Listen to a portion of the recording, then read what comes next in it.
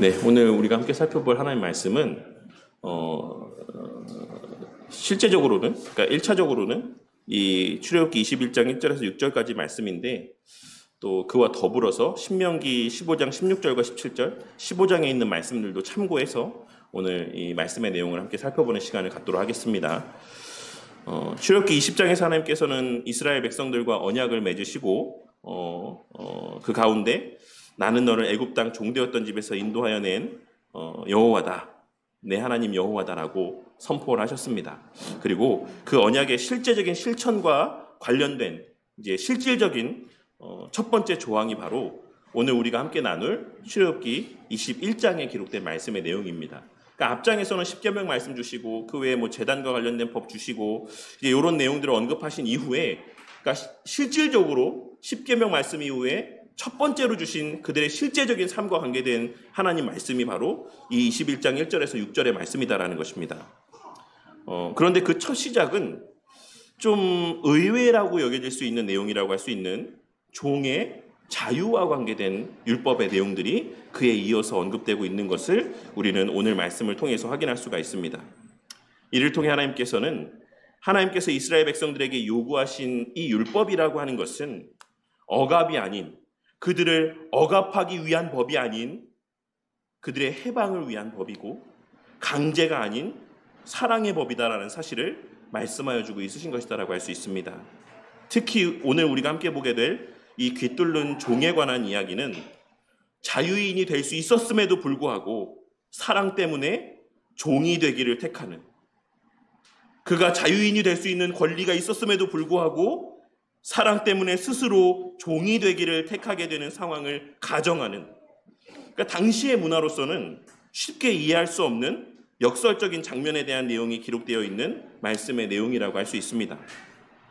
하나님께서는 당시 이스라엘 백성들에게 하나님의 계명의 말씀을 들려주신 이후에 그 첫 시작을 오늘 우리가 함께 나눌 말씀인 종의 자유와 관계된 말씀으로 시작하시므로, 하나님의 원하시는 율법에 대한 순종의 삶이라고 하는 것은 하나님 편에서의 만족을 위해 주신 것이라기보다는 당신의 백성들에게 허락된 참된 자유를 그들이 누리고 만끽하게 하시기 위해 허락하신 은혜의 방편이라는 사실과, 그렇기에 그러한 율법에 종속된 삶을 살아가는 것은 억지로가 아닌 사랑의 마음에서 발현된 자발적이고 자원하는 순종의 모습이어야지만 된다라는 사실을 말씀함과 동시에, 이러한 삶은 하나님 편에서 베푸시는 선제적 사랑에 기초한다라는 사실, 즉 우리 주 예수 그리스도에 먼저 그 자신을 율법에 종속시키시는 자발적인 순종, 자발적인 종되심에 기초한다라는 사실을 이 말씀의 내용을 통해 우리에게 말씀하여 주고 있으신 것입니다.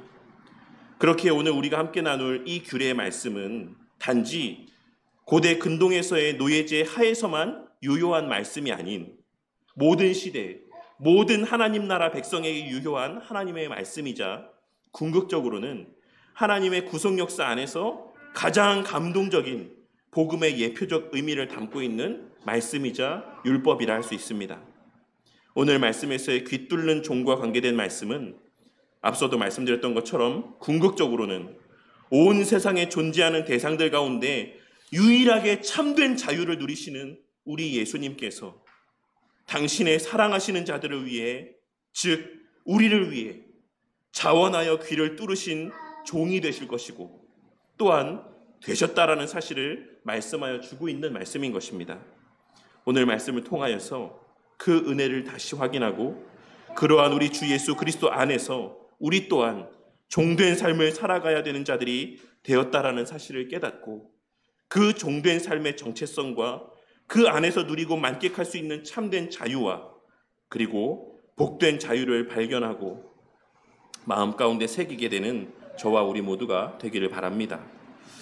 먼저 첫째로 오늘 본문 말씀이 담고 있는 1차적인 의미, 오늘 말씀의 의미가 당시의 이스라엘 백성들에게도 지금 제가 말씀드린 것처럼 계시가 되진 않았겠죠. 당시의 백성들에게는 예수 그리스도에 대한 예표라는 깨달음도 없었을 것이고 단지 그 시대를 살았던 당시의 이스라엘 백성들에게 깨달아지는 유효한 의미가 있었을 것입니다. 먼저 이 시간에는 그 1차적인 의미, 그 당시에 이스라엘 백성들에게 어떤 의미가 있었던 것이고 이 규례의 말씀을 통해 1차적으로 우리가 발견할 수 있는 보편적인 의미가 무엇인지를 함께 생각해 보기를 원합니다. 오늘 말씀에 기록된 율법의 내용을 보시면 표면적으로는 이 율법의 내용들이 당시의 고대 근동에 사용되었던 여러 다른 율법의 내용들, 다른 법조항의 내용들과 큰 차이가 없는 것처럼 비춰질 수도 있는 율법의 내용이라고 여겨질 수 있을 것이다라고 생각합니다. 그런데 당시 고대 근동 지역에서의 법률의 내용들과 오늘 우리가 함께 나눌 이 말씀의 내용을 비교해 보면 큰 차이가 있다는 것을 알 수 있습니다.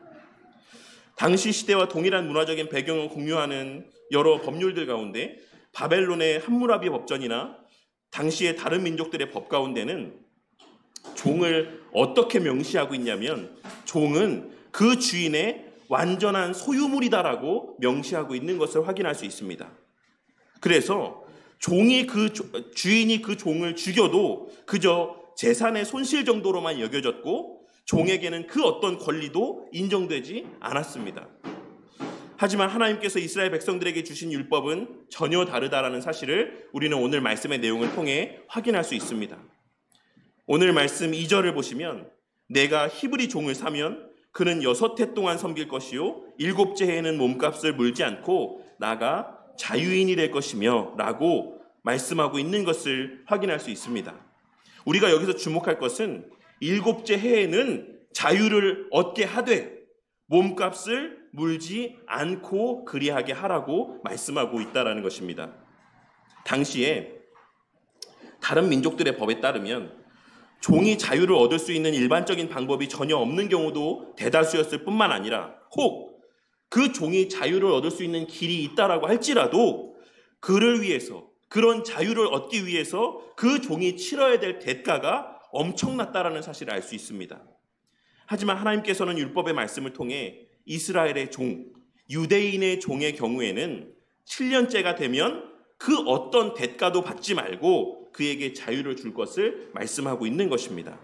뿐만 아니라 이와 병행되는 신명기 15장에 기록된 말씀을 보시면 하나님께서는 그를 놓아 자유하게 할 때에는 빈손으로 가게 하지 말고 내 양무리 중에서와 타작마당에서와 포도주 틀에서 그에게 후히 줄지니 곧 내 하나님 여호와께서 내게 복을 주신 대로 그에게 줄지니라 라고 말씀하고 있고 또한 너는 그에게 반드시 줄 것이요 줄 때에는 아끼는 마음을 품지 말 것이니라. 이로 말미암아 내 하나님 여호와께서 내가 하는 모든 일과 내 손이 닿는 모든 일에 내게 복을 주시리라 라고 말씀하시므로 주인이 그와 같이 행하였을 때 그것이 너에게 손해가 되는 것만은 아니야. 너가 그처럼 내 명령에 순종했을 때 그게 너에게 해가 되는 것만은 아니야. 내가 너한테 더 큰 복을 줄게. 더 많은 것으로 갚아줄게 라고 약속하시므로 이 율법 또한 그 주인을 통해 자발적으로 행하여질 수 있도록 모든 부분을 세심하게 고려하여 말씀하고 있으신 것을 확인할 수 있습니다. 하나님께서는 이 외에도 몇 가지 조항들을 덧붙여서 말씀하고 있으신데 첫째는 종이 결혼해서 왔다면 자유하게 될 때 그 아내도 함께 자유할 수 있게 해야 된다는 것이고 둘째, 주인이 준 아내와의 사이에서 자녀를 낳았다면 가족이 해체되지 않을 수 있는 길을 마련해 주셨다는 것이고 셋째, 이런 과정에서 종 자신의 자유로운 의지로 선택하게 함으로써만 영구한 종이 될 수 있게 하셨다는 것입니다. 이와 관련하여서 칼빈 선생님은 이 본문의 말씀을 주석하시면서 다음과 같이 이야기했습니다. 하나님께서는 종의 영구적 노예 상태를 허락하신 것이 아니라 오히려 그들의 인간적인 존엄을 보호하시고 자발적인 헌신에만 영구적인 소속을 허락하셨다. 이는 하나님의 공의와 사랑이 이 율법 안에 담겨 있음을 보여준다. 그러니 이러한 여러 내용들을 종합적으로 고려해 봤을 때 오늘 말씀에서의 종과 관계된 규례는 우리가 일반적으로 알고 있는 바와 같은 노예제에 대해서 하나님께서 말씀하고 있다라기보다는 이스라엘 공동체 구성원 가운데 누군가가 이스라엘 공동체 구성원들 가운데 그 형제 가운데 누군가가 어떤 특별한 상황으로 인하여서 극심한 궁핍함의 상황에 놓이게 되었을 때 그 어떤 도움도 기대할 수 없고 그 자신의 힘으로서는 도저히 생계를 유지하고 목숨을 부지할 수 없는 절박한 상황에 놓이게 되었을 때 그로 하여금 적법한 제도 안에서 다시 재기할 수 있는 발판을 제공해 주고자 하셨던 목적과 뜻이 하나님의 이 율법의 말씀과 관계된 내용들 가운데 담겨 있다라고 할 수가 있는 것입니다. 그리고 그와 동시에 하나님께서는 어려움에 처한 동족에게 도움을 준 상전의 권리, 주인의 권리도 중요하게 생각해 주셨는데 그것은 바로 그 종된 자가 주인의 소유인 여자와 결혼을 하여 아이를 낳으면 그 아내와 아이는 주인에게 속한다라고 말씀하여 주고 있으신 것입니다.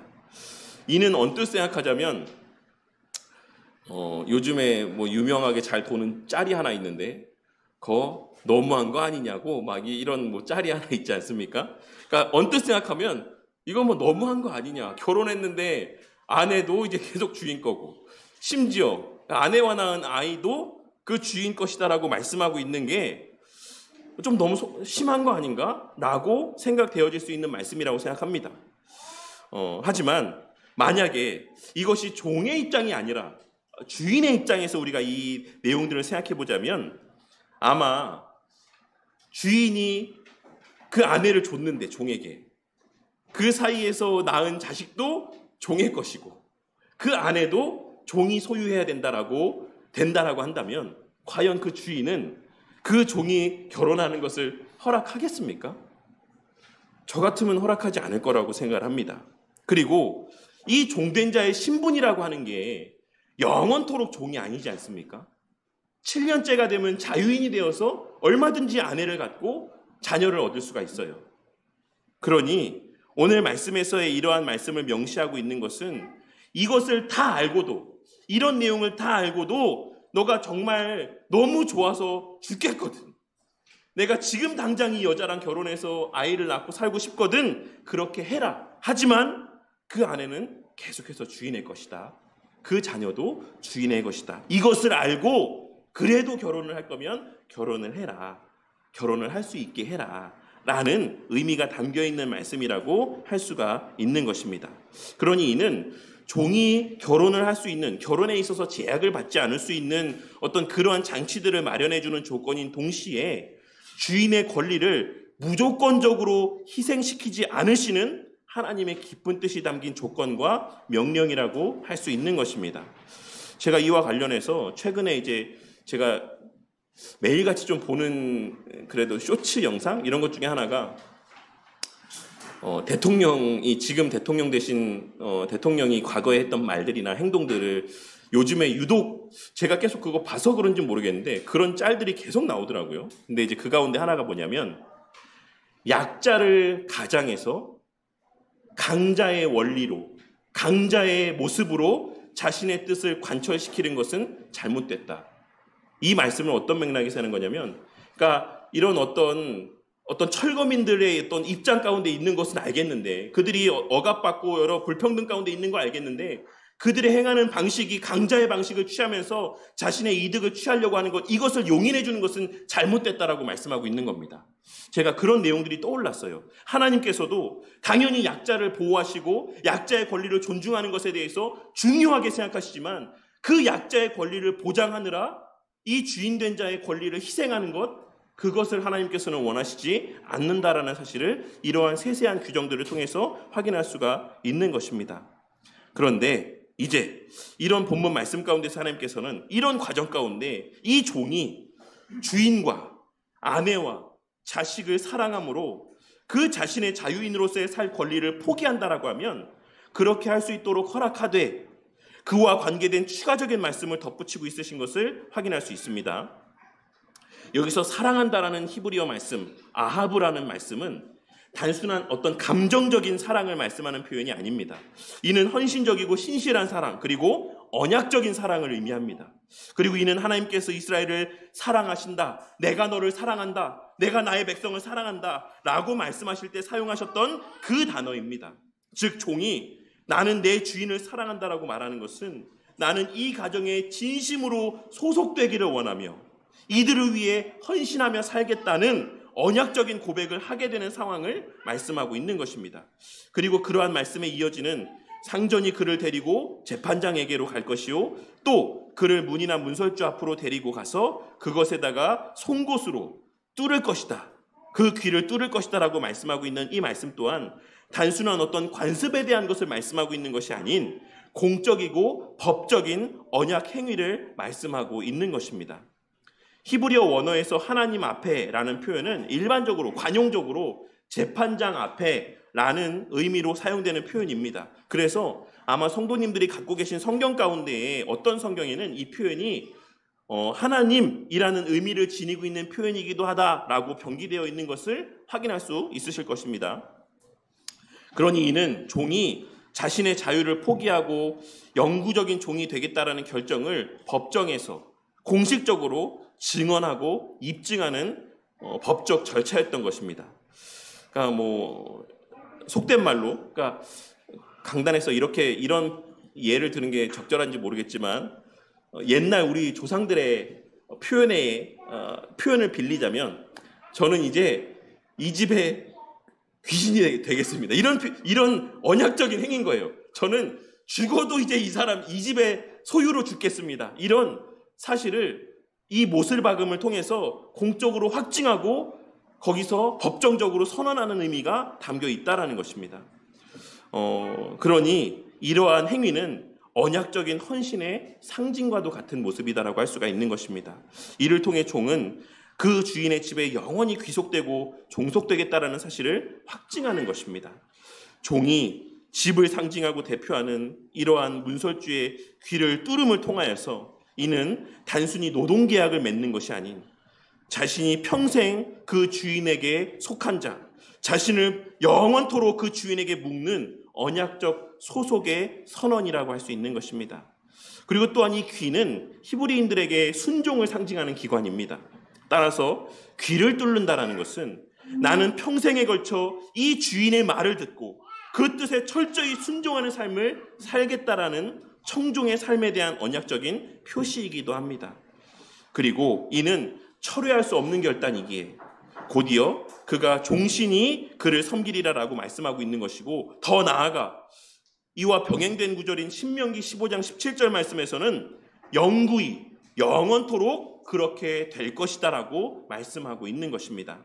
그리고 이 모든 절차는 단지 사회적인 어떤 제도적 규범이 아니라 언약 백성으로서 하나님의 공의와 사랑이 실현되는 수단이었습니다. 하나님께서는 이스라엘 공동체 안에서 그 어떤 도움도 받지 못하고 어려움 가운데 처한 당신의 백성을 공동체 안에서의 관계 가운데 그 생명이 보존되고 회복될 수 있는 장치들을 제도적으로 마련해 주셨던 것이며 그 제도가 실현되는 과정 속에서도 철저히 그들의 인격과 선택을 존중하시며 억압이나 강제가 아닌 자발성과 사랑을 통해 이 제도가 시행되기를 원하셨던 것입니다.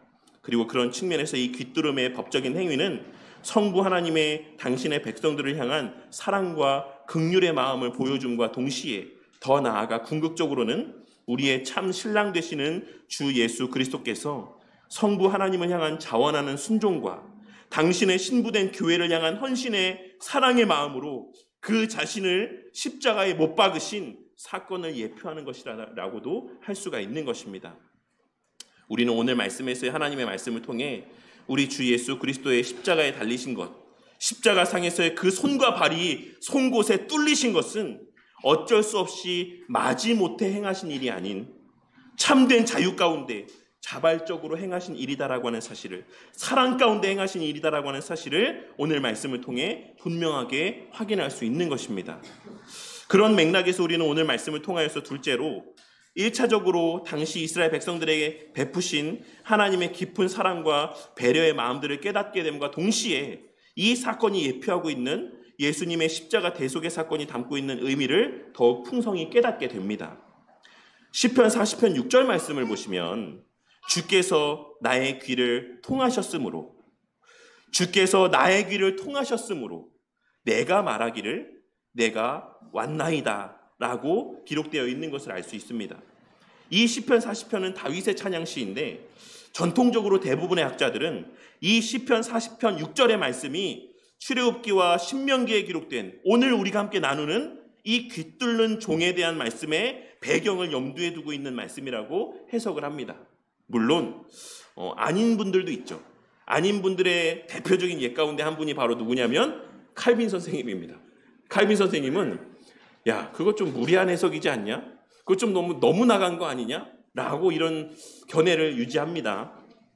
왜냐하면 칼빈 선생님은 이런 지나친 비유적 해석을 되게 경계했어요. 왜냐하면 당시의 로만 카톨릭이 이런 비유적인 해석, 알레고리컬한 해석을 너무 많이 사용했기 때문에 그렇습니다. 그래서 칼빈 선생님은 이런 어떤 비유적인 해석에 있어서 되게 소극적이셨고, 그래서 묵시문학과 관계된 주석들도 쓰지 않았습니다.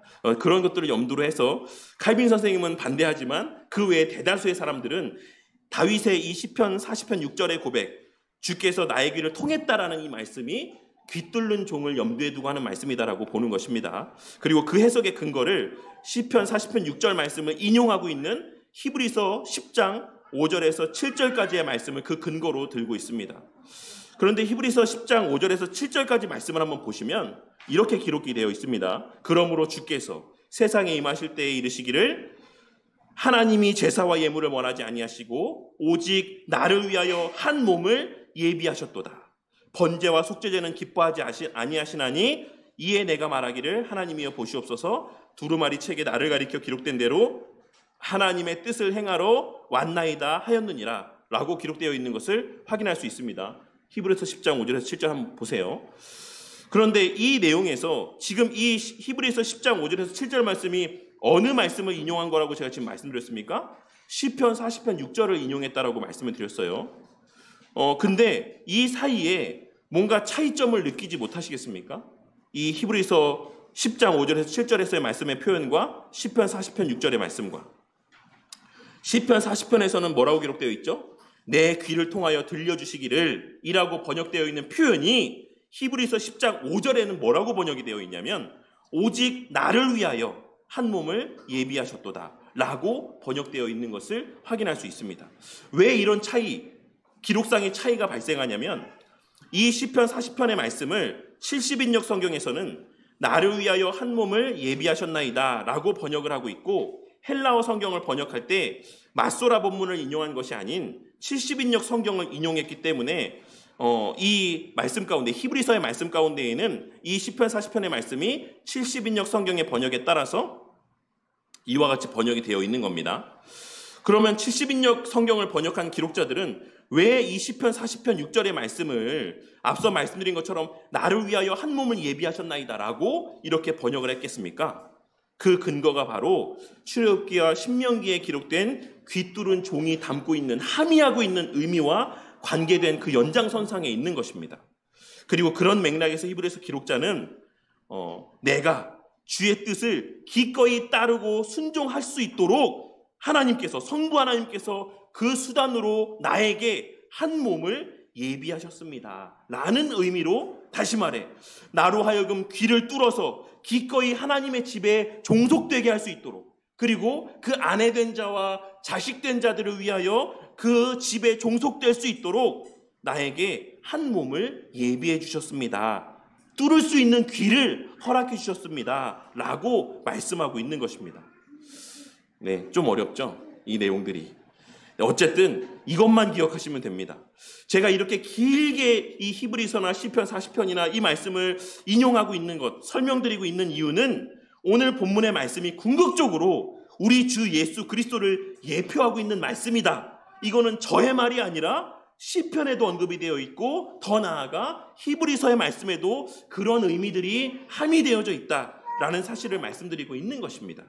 그러니 오늘 말씀에서의 이 종의 고백은 곧 우리 주 예수 그리스도의 고백이라고 할 수가 있는 것이고, 그 사실이 시편과 히브리서 말씀 가운데 분명하게 언급이 되어져 있다라는 것입니다.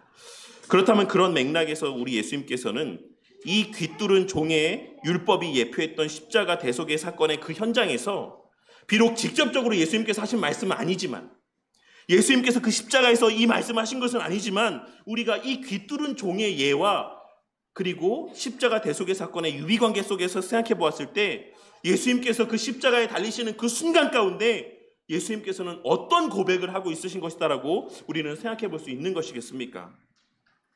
예수님께서는 자신의 손과 발을 십자가에서 그 송곳에 뚫리시는 그 현장 가운데에서 출애굽기와 신명기에 기록된 이 종이 말씀하고 있는 것처럼 내가 내 주인과 내 아내와 내 자녀들을 사랑하니 라고 고백했던 것처럼 내가 내 아버지와 내 신부인 교회와 내 자녀들인 성도들을 사랑하니 내가 나가서 자유로워지지 아니하고 영원히 그들을 섬기겠습니다라고 고백하며 그 손과 발이 뚫리고 있으신 것이다라고 할 수가 있는 것입니다. 그리고 바울 사도는 빌립보서 2장 6절에서 8절까지의 말씀 가운데 이를 명확하게 말씀하고 있습니다. 그는 근본 하나님의 본체시나 그와 동등됨을 취할 것으로 여기지 아니하시고 오히려 자기를 비워 종의 형체를 가지사 사람들과 같이 되셨고 사람의 모양으로 나타나사 자기를 낮추시고 죽기까지 복종하셨으니 곧 십자가에서 죽으심이라. 이런 맥락에서 예수님의 십자가상에서의 손과 발의 뚫리심은 오늘 말씀의 예언의 성취로서 영원한 귀뚫음의 사건이라고 할 수가 있는 것입니다. 그리고 이 본문과 관련하여서 19세기의 위대한 설교자였던 설교자 중에 설교자라 일컬음받았던 찰스 스펄전 목사님은 이렇게 설교하셨습니다. 그리스도께서는 자원하여 아버지의 종이 되셨습니다. 그분은 교회를 너무나도 사랑하셔서 천국으로 돌아가 홀로 영광을 누리시기보다는 우리의 영원한 중보자요 대제사장으로 남기를 선택하셨습니다.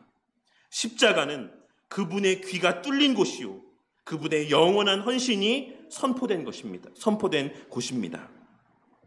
그런데 여기서 더 놀라운 것은 예수님의 그 종으로서의 섬김이 십자가에서 끝나지 않았다라는 것입니다. 앞서 말씀드렸던 것처럼 종이 문설주에서 귀를 송곳으로 뚫는 행위의 이 효력은 종신토록 유효한 것이자 더 나아가 신명기의 말씀에 따르자면 영원히 유효한 것임을 우리는 기록된 말씀을 통해 확인할 수 있습니다. 이 사실이 의미하는 바가 무엇입니까? 이것이 예수님께 적용되어졌을 때 우리에게 주는 깨달음이 무엇입니까?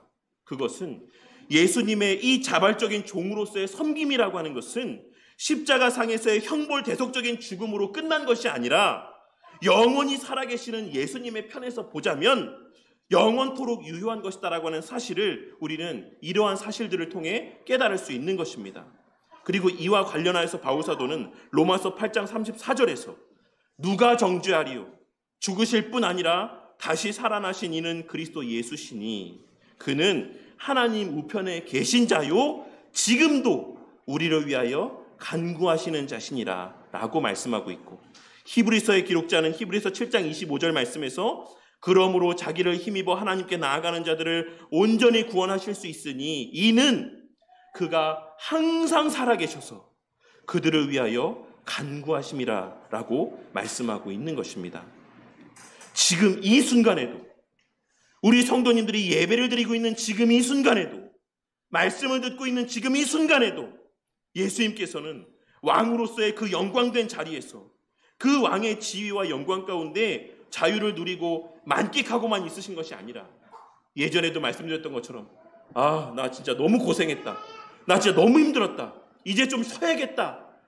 라고 말씀하시며 그 영광의 보좌 우편에서 쉼을 취하고 있으신 것이 아니라 지금 이 순간에도 여전히 우리를 위한 영원한 종으로서 우리를 위한 자발적인 종으로서 하나님 우편에서의 영광과 능력 가운데 우리를 위해 중보하시며 일하고 계신 것입니다. 그리고 바로 이러한 예수님의 자발적인 종으로서의 영원한 섬김이 바로 오늘 말씀에서의 귀 뚫은 종, 귀를 뚫은 종을 통해 하나님께서 말씀하고자 하시는 핵심인 것입니다. 그리고 그런 맥락에서 우리 신앙의 선배들은 하이델베르크 요리문답 1문답에서 다음과 같이 고백하고 있습니다. 이런 맥락에서 우리 신앙의 선배들은 하이델베르크 요리문답 1문답을 작성했다라고 할 수가 있는 것입니다. 살아서나 죽어서나 당신의 유일한 위로는 무엇입니까? 살아서나 죽어서나 우리의 유일한 위로는 우리가 우리의 것이 아니요 내가 나의 것이 아니요 몸도 영혼도 나의 신실한 구주 예수 그리스도의 것이다라는 사실, 이것이 우리의 유일한 위로입니다 라고 그들은 고백했던 것입니다. 왜 이것이 우리 신앙의 선배들에게 있어 가장 큰 위로로 여겨진 것이겠습니까?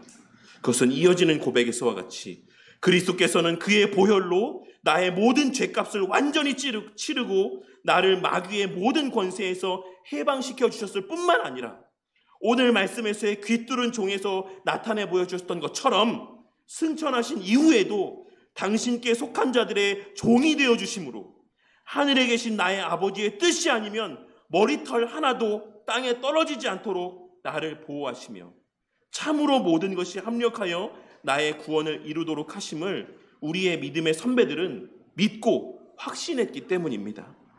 그리고 무엇보다 그 왕으로서의 일하심과 중보사역을 통해 그의 성령으로 영생을 확신시켜 주시고 마음을 다하여 즐거이 그리고 신속히 그를 위해 살 수 있도록 하실 것 또한 그들은 확신했기 때문에, 다시 말해 구원의 시작과 그 구원의 완성과 그 완성된 구원 안에 거하는 삶 모두가 우리 주 예수 그리스도 안에서 그의 행하신 일에 기초하고 또한 지금도 행하고 있으시며 앞으로도 영원히 행하실 그의 사랑의 섬김에 기초한다라는 사실을 그들은 믿고 확신했기 때문에 그러한 그리스도 안에 거한다라는 사실이, 그러한 그리스도께 속하였다라는 사실이 우리 믿음의 선배들에게는 가장 큰 위로가 되고 감사의 제목이 되었던 것이며, 그 이면에는 오늘 말씀에서와 같은 하나님 편에서 나타내 보여주신 예수님에 대한 예표적인 사건과 가르침의 내용들이 자리하고 있었던 것이다라고 할 수 있는 것입니다.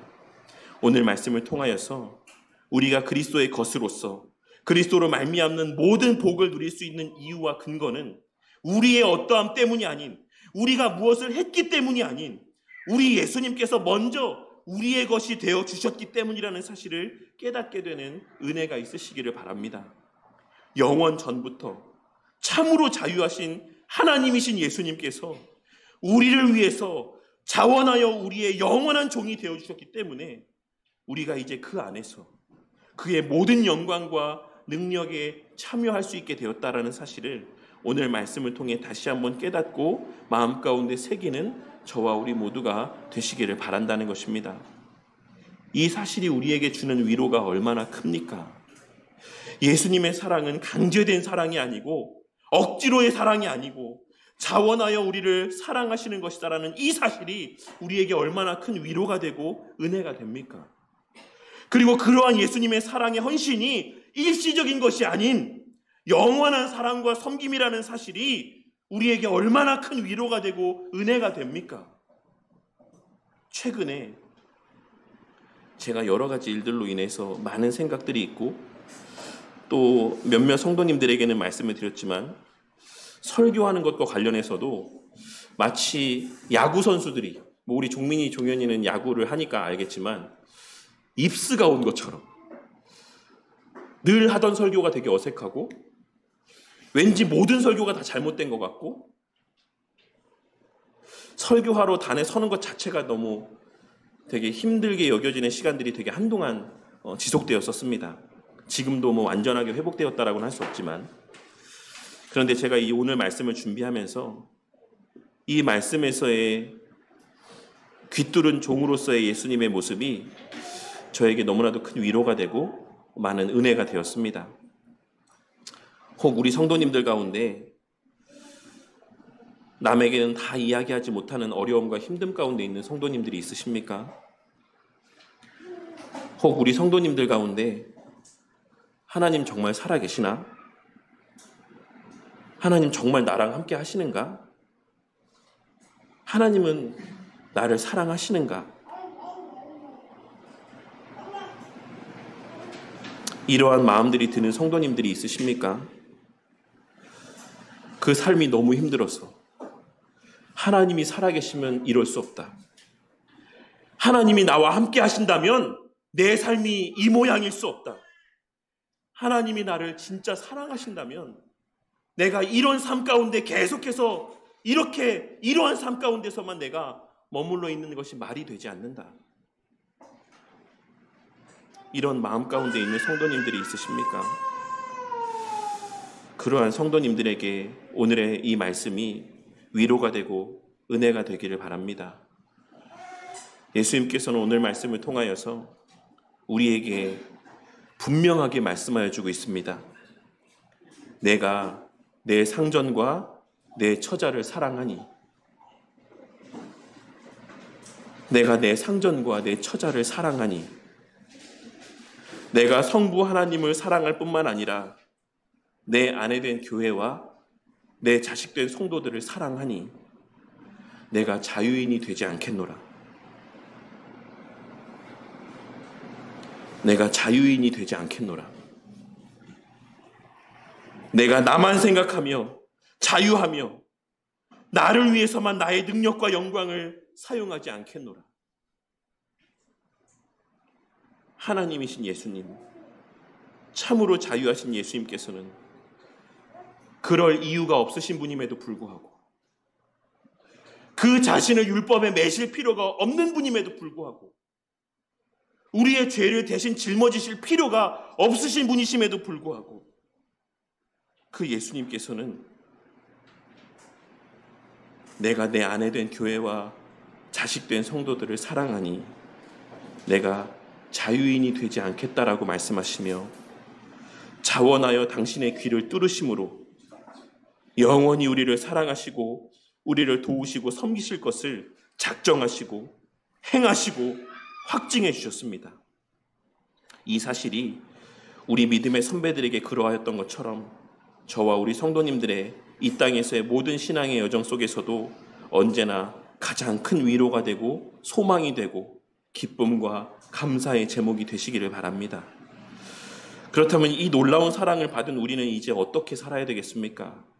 오늘 말씀은 단지 예수님께서 행하신 일이 이러이러하다라는 것만을 우리에게 말씀하여 주시기 위해 들려주시는 말씀이겠습니까? 그렇지는 않을 것입니다. 왜냐하면 이제 우리는 그러한 예수 그리스도의 십자가 대속의 사역으로 말미암아 그리스도께 접붙여진 자들이고, 이제 그 예수님의 한결같은 일하심과 도우심의 은혜로 말미암아 우리도 예수님께서 본을 보이신 것과 같은 그런 삶을 살 수 있는 자들이 되었기 때문입니다. 우리가 존경에 맞지 않는 바울 사도는 언제나 자신을 소개하기에 앞서 내가 가말리엘의 문화다, 내가 이러이러한 자다 라고 말씀하기보다는 예수 그리스도의 종이라는 표현을 사용했습니다. 여기서의 종이라는 단어는 헬라어로 둘로스라는 표현인데, 이는 출애굽기에서의 오늘 말씀에서의 귀 뚫은 종과 같은 의미의 표현입니다. 바울 사도는 언제나 자신이 예수님의 영원한 종이라는 사실을 자랑스럽게 고백했던 것입니다. 왜냐하면 그리스도인의 정체성은, 그 본질은 어떤 특별한 능력들을 행하고 소유하는 것에 있는 것이 아닌 우리 예수님께서 그러하셨던 것처럼 그 스스로의 종되었음, 즉 하나님과 예수님께 속하였음을 인지하는 것에 있기 때문입니다. 하지만 아담 이래로 모든 인류는 언제나 어떤 유혹에 빠져서 살아갑니까? 아담은 스스로가 하나님과 같이 자유한 존재가 되길 원했고, 오늘날에도 여전히 세상은 우리 성도님들을 향하여서도 네가 네 삶의 주인이다, 네가 가장 우선이다, 너의 삶이 가장 우선에 너의 삶 가운데 자리하고 있는 것이다 라고 말씀하며 이야기하며, 그러니 네 마음대로 살아라 라고 말합니다. 교회 생활마저도 네 마음대로 살아라, 네 원하는 대로 살아라, 네 마음에 내키는 대로 살아라 라고 말하며 무엇인가에 종속된 삶은 너무나도 부정적인 것처럼 묘사하는 시대를 우리는 살아가고 있습니다. 하지만 성경이 말하는 참된 자유는 무엇입니까? 요한복음 8장 32절에 진리를 알지니 진리가 너희를 자유하게 하리라. 36절에 그러므로 아들이 너희를 자유롭게 하면 너희가 참으로 자유로우리라. 우리는 이러한 성경의 말씀을 통하여서 인간의 진정한 자유는 오직 우리 주 예수 그리스도로 말미암아 그 안에 거함으로만 누릴 수 있는 것이며, 그 자유의 실체라는 것은 내 멋대로 내 마음대로 살아가는 것이 아닌 이제 죄의 권세에서 해방되어 하나님을 자유롭게 자발적으로 섬길 수 있는 자유라는 사실을 발견하고 깨달을 수 있어야지만 될 것입니다. 이것이 바로 오늘 말씀에서의 종의 모습에서와 같이 사랑으로 자원하는 종의 자유인 것이며, 우리 주 예수 그리스도께서 본을 보이신 참된 자유이자 우리가 본받아야 될 자유의 본질인 것입니다. 그리고 이와 관련하여 종교개혁으로 유명한 마틴 루터 선생님은 다음과 같이 말하였습니다. 그리스도인은 모든 것 위에 있는 자유로운 주인이며 아무에게도 종속되지 않는다. 그리스도인은 모든 것 위에 있는 자유로운 주인이며 아무에게도 종속되지 않는다. 하지만 그와 동시에 그리스도인은 모든 것에 복종하는 종이며 모든 사람에게 종속된다. 이런 맥락에서 저와 우리 모두 오늘 말씀에서의 종의 고백과 예수님의 나타내 보이신 사랑을 명심함 가운데 주인과 아내와 자녀들을 자원하여 사랑하고 진심으로 사랑하는 삶을 살아가는 자들이 되기를 바랍니다. 하나님을 진심으로 사랑하고 주의 몸된 교회를 사랑하며 그 교회에 속한 지체 한 사람 한 사람을 진심으로 사랑하고 섬기는 삶을 살아가는 저와 우리 모두가 되기를 바란다는 것입니다. 하지만 우리 성도님들 가운데 나는 아직 그렇게 못 살겠다. 나는 도저히 그렇게 사라지지 않는다. 나는 교회 중심으로 못 살겠다. 나는 그렇게 헌신하며 못 살겠다. 나는 그럴 준비가 되지 않았다. 라는 마음이 드는 성도님들이 있으시다라고 해도 걱정하지 마시기 바랍니다. 제가 최근에 우리 성도님 가운데 한 분의 말씀을 듣고 많은 생각을 했습니다. 요즘에 제가 설교하는 내용 대부분이 우리 성도님들이 느끼시기에는 어땠다라고 느껴지십니까? 제가 최근에 했던 설교의 대부분이 어떤 기조의 설교였다라고 느껴지십니까? 아마 말은 안 해도 모든 성도님들이 다 생각하기에 맨날 목사님 설교는 이렇게 해라 저렇게 해라. 이렇게 해야 하나님이 기뻐하시고 저렇게 해야 하나님이 기뻐하신다. 그리스도인이라면 우리가 세상에서 흔히 쓰는 말로 사람이라면 이렇게 이러이러 해야 되지 않겠냐라는 말처럼 그리스도인이라면 이렇게 해야 되는 것이 맞다. 이렇게 할 수밖에 없다. 이렇게 해야 된다라는 말들이 설교에 도배되어 있다라는 사실을 저 자신도 좀 깨닫게 되었습니다. 그리고 우리 성도님들도 잘 알고 있는 유명한 강사인 김창옥이라는 분이 있죠. 제가 유튜브 영상들을 이렇게 보다가 진짜 깜짝 놀랐어요. 이 김창옥이라는 분이 제가 교회를 다닌다라는 것은 알고 있었거든요. 근데 이 김창옥이라는 분의 입술에서 웨스트민스터 신앙고백서에 대한 내용이 언급되어질 것이다라고는 생각을 못했습니다. 왜냐하면 저는 이분의 되게 죄송한 말이지만 이분의 신앙이 그냥 평이한 신앙, 일반적으로 우리가 볼 수 있는 그냥 그런 정도의 신앙이다라고 생각을 했기 때문입니다. 되게 죄송한 말씀이지만. 근데 그분의 입술에서 웨스트민스터 신앙고백서 소요리 문답 1문답의 내용이 언급되어지는 것을 들었을 때 제가 너무 놀랐습니다. 그분이 어느 강연에서 했던 말인데 웨스트민스터 소요리 문답 1문답의 내용에 대해서 설명을 하면서 이런 이야기를 했습니다. 사람의 첫째 되는 목적은 하나님을 즐겁게 하는 것이 아니라 하나님을 기쁘시게 하는 것이 아니라 하나님을 기뻐하는 것이고 하나님을 즐거워하는 것이다. 이 강연에서 김창옥 성도님이겠죠. 집사님일 수도 있고 이분께서 하나님을 즐겁게 하는 것과 하나님을 즐거워하는 것은 한 끗 차이지만 천지 차이다. 하나님을 기쁘시게 하는 삶을 사는 것과 하나님을 기뻐하는 삶을 사는 것은 엄청난 차이가 있다 라고 말하며 그와 관련된 예를 엄마의 예를 들어서 설명해 줬습니다. 자식들이 엄마를 기뻐하는 삶을 살고 있냐 기쁘게 하는 삶을 살고 있냐 라는 것을 알고 싶으시면 자식들이 엄마가 집에 있을 때 기뻐하는지 집을 나갈 때 기뻐하는지를 보면 안다. 그래서 만약에 엄마가 집을 나갈 때 기뻐하면 그거는 그 자식이 엄마를 기쁘시게 하는 삶을 살고 있는 것이고 엄마를 기뻐하는 삶을 살고 있으면 엄마가 집에 있을 때 아이들이 좋아하고 기뻐하면 그것이 아이들이 엄마를 기뻐하는 삶을 살고 있는 모습이다라고 이렇게 너무나도 알아듣기 쉽게 설명을 해주는 것을 제가 들었습니다. 그리고 제가 이 설명들을 들으면서 제가 그토록 밥 먹듯이 입에 침이 마르게 사람의 첫째 되는 목적에 대해서 강조하며 교리에 대한 내용들을 언급했음에도 불구하고 정작 저는 성도님들에게 하나님을 즐거워하고 기뻐하게 하는 설교를 하기보다는 하나님을 즐겁게 하는 삶을 살게 하시기 위한 설교, 하나님을 기쁘시게 하는 삶에 대한 설교만 해왔다라는 생각을 하게 되었습니다.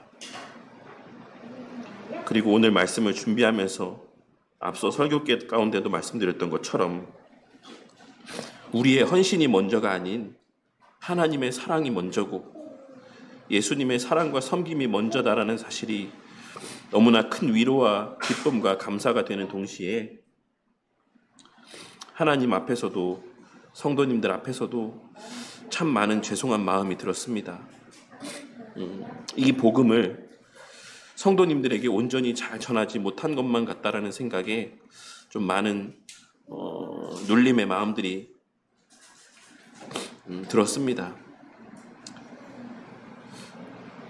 그래서 우리 성도님들에게 교회라는 곳이 혹 눌림의 자리가 되진 않았을까? 매 주일마다 교회를 향한 발걸음들이 마치 엄마가 집에 있으면 불편해하는 자식들과 같이 뭔가 불편하고 뭔가 눌림이 있고 그렇게 교회를 인식하게 만든 것은 아닐까라는 생각에 많은 죄송한 마음이 들었습니다. 예수님께서 가장 사랑하셨던, 예수님께서 베푸신 사랑을 가장 많이 받았던 제자였던 사도 요한은 요한일서 4장 19절 말씀에서 다음과 같이 이야기했습니다. 우리가 사랑함은 그가 먼저 우리를 사랑하셨습니다. 하나님께서 먼저 우리를 사랑하셨고 예수님께서 먼저 우리를 위해 종이 되어주셨습니다. 그리고 지금 이 순간에도 스스로를 종과 같이 여기시며 우리를 위해 서서 일하고 계십니다.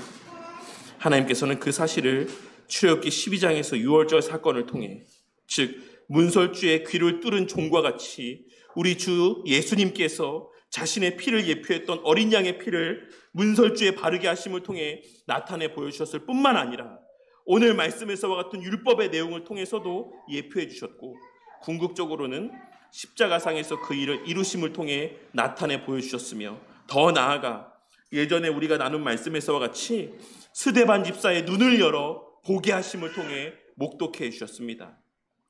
우리 예수님은 지금 이 순간에도 여전히 우리를 섬기는 자로 일하고 계심을 스데반 집사에게 보게 하시고 이 성경 말씀 가운데 기록해 주신 것입니다. 우리가 하나님의 말씀을 듣고 하나님의 말씀을 보며 우리 하나님과 예수님의 이러한 무한한 선제적인 사랑을 깨닫게 될 때 우리는 누가 시키지 않아도 목사가 억지로 하라고 강요하지 않아도 자연스럽게 사랑으로 반응하고 응답하며 교회를 섬기고 성도들을 섬기는 삶을 살아가게 될 것입니다. 그리고 우리를 위해서 지금도 일하시는 예수님께서 보내신 성령 하나님을 통해 그러한 은혜를 반드시 허락하여 주실 줄로 믿습니다. 그러니 지금 당장 헌신하고자 하는 마음이 들지 않고 섬기고자 하는 마음이 들지 않아도 너무 걱정하지 마시기 바랍니다. 하지만 다만 기도하시기 바랍니다. 제 설교를 통해 앞으로도 예수님의 행하신 그 사랑의 행하심들이 온전하고 풍성하게 강단에서 선포되어질 수 있기를 위해서 기도해 주시고 설교를 듣고 말씀을 보는 가운데 성령 하나님께서 그 은혜를 깨닫게 하시고 그 사랑을 온전히 마음에 새기게 하여 주시기를 위해 기도하는 우리 성도님들이 되시기를 바랍니다. 그러할 때 지금도 일하시는 예수님께서 보내신 성령 하나님을 통해 그 눈을 열어주시고 귀를 열어주심을 통해 그 일들을 자원하여 자발적으로 행하게 하실 줄로 믿습니다. 그리하여 우리 교회가 억지로가 아닌 기쁨으로 일시적이 아닌 평생의 삶에 걸친 의무감이 아닌 사랑으로서의 하나님과 교회와 성도들을 섬기는 이 특권적인 은혜 가운데 그렇게 교회를 함께 세워가고 하나님의 이 땅에 임하셨음을 그 통치가 임하였음을 우리에 속한 모든 곳에서 우리의 말과 행위를 통해 증거하는 삶을 살아가게 되는 저와 우리 모두가 되기를, 우리 바른교회 공동체가 되기를 주님의 이름으로 간절히 축원합니다.